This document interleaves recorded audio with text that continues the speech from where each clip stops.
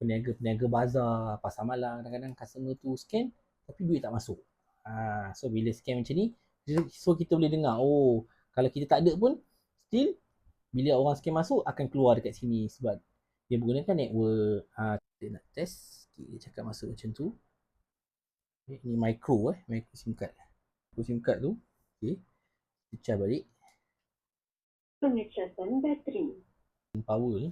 Network signal status medium. The remaining battery is 30%. You have received 100 ringgit from Touch and Go e-wallet. So yang ni dia akan repeat last transaction yang kita ada. Record. Okay, so bila kita off tak ada no transaction record lah. Contohlah kita keluar ke kedai ke beli barang ke, so kalau ada pekerja ke anak ke, wife atau suami ada kat tempat tu, boleh gunakan soundboard ni untuk tengok duit masuk ke tidak.